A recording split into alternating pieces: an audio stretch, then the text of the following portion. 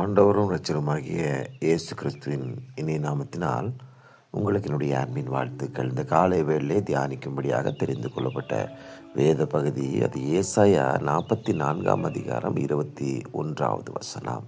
நீ என் தாசன், நான் உன்னை உருவாக்கினேன். நீ என் தாசன், இஸ்ரவேலே, நீ என்னால் மறக்கப்படுவதில்லை.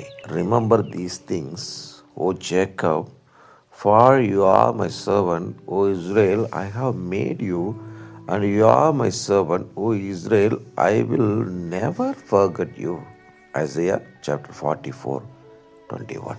இந்த காலை வேளையில் நீங்கள் தியானித்து கொண்டிருக்கும் பொழுது இந்த வசனத்துக்கு பின்னணியாக பார்க்கும் பொழுது இஸ்ரவேல் தேசமானது கர்த்தரால் கைவிடப்பட்டது என்ற சூழ்நிலை வரும் பொழுது கர்த்தர் சொல்லுகிறார், நீ என் தாசன், யூ ஆர் மை சர்வன்ட், நீ என்னால் மறக்கப்படுவதில்லை.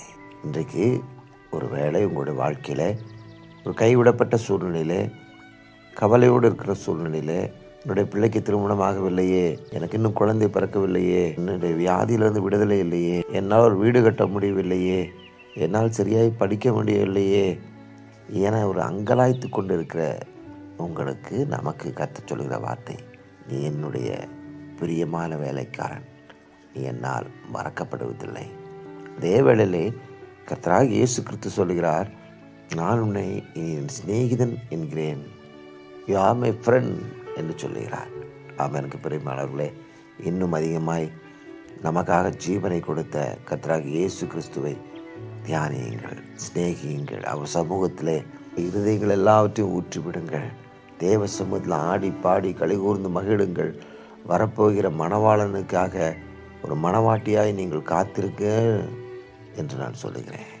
கண்களை மூடி ஜெபிப்போமா. அன்பின் பரலோக பிதாவே, இந்த காலை வேளையில் என்னுடைய துக்கத்தை களிப்பாய் மாற்றினதுக்காக நன்றி, என்னுடைய அங்கலாய்ப்பை நீ மாற்றினதற்காக நன்றி, என்னுடைய முறுமுறுப்பை எடுத்து போட்டதுக்காக நன்றி, எனக்கு விரோதமாய் உருவான எந்த விதமான ஆயுதங்களையும் வாய்க்காதே போலதுக்காக நன்றி.